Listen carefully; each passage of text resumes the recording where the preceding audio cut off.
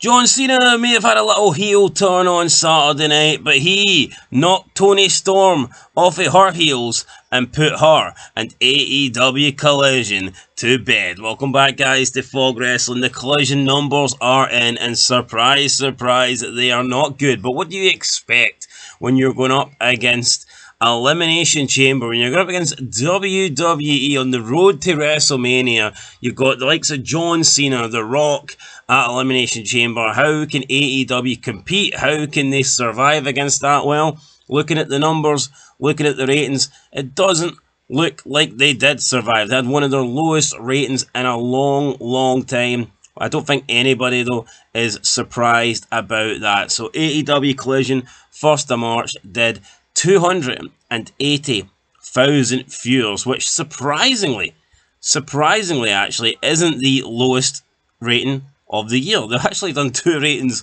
lower than this, which probably tells you everything you need to know about where the numbers right now are for AEW Collision. But nonetheless, another rating under 300k for Collision.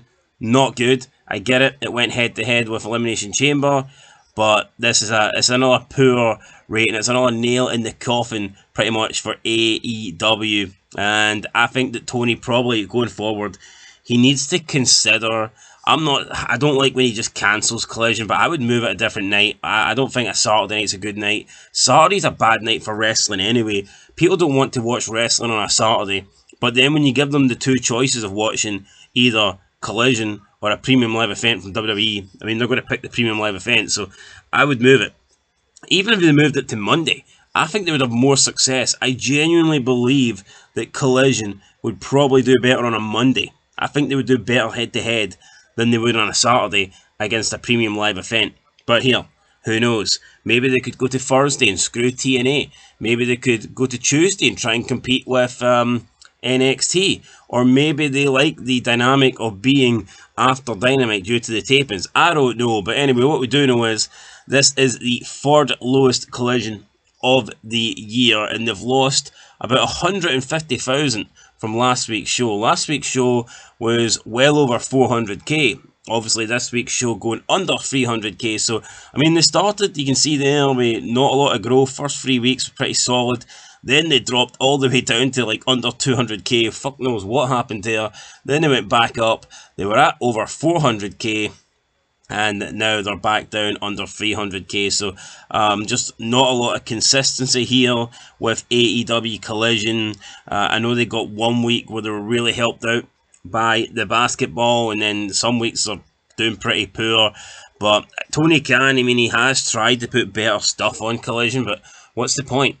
What's the point of putting anything good on Collision if it's not going to get watched, you know? I think at this point he should probably just... I think he needs to just stick with Dynamite, put all the good stuff on Dynamite, or have a brand split. But he seems to pick and choose. He seems to pick and choose what he wants to be on Collision, what he wants to be on Dynamite. But here are the clips, here are the videos for this week's show. So let's get into them.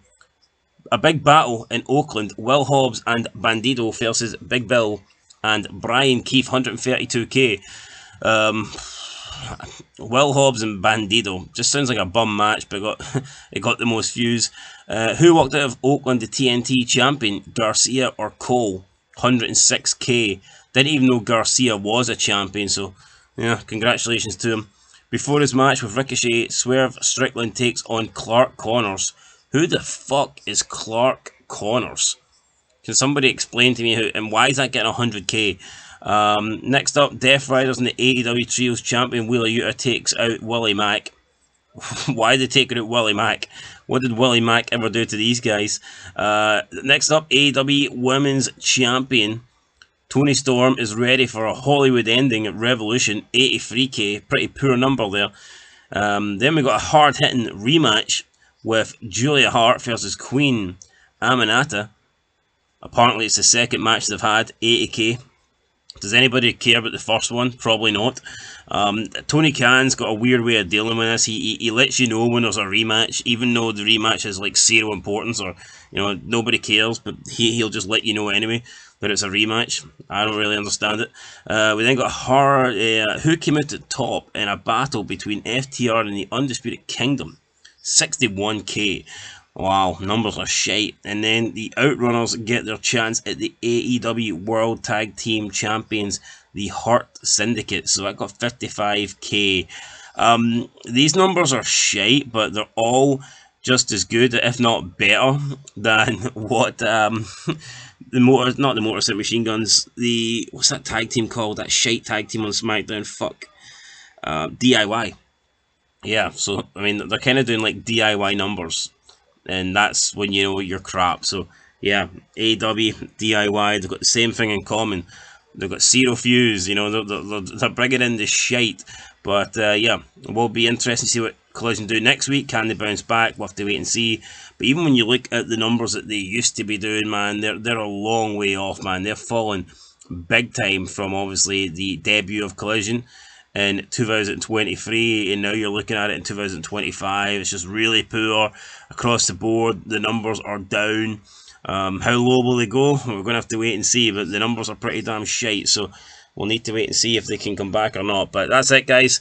Like I said, Collision head to head against Elimination Chamber, I think it was always going to struggle. It was always going to be down, and yeah, no surprise to see that the numbers are indeed down, and we'll see if Tony Khan can fix it or not. We'll see what he's got up his sleeve. Probably nothing, to be honest. I think they need to take the belts after the Death Riders. I mean, look at that. The Death Riders and the AEW Trios Champions, Wheeler Yuta. I don't know why. I mean, I don't know why they can't just include them. But the point is, it's like they're not even bringing in numbers anymore. At the beginning, it was almost like John Moxley was getting a little bit of interest, but now he's getting like no interest. So I think they need to switch it up. They need to change it up. I think they should put the belt on Cope. Can't do any harm at this point. Might give it the product a little bit of edge. So maybe they should put the belt on Adam Copeland, or as he goes by these days, Cope.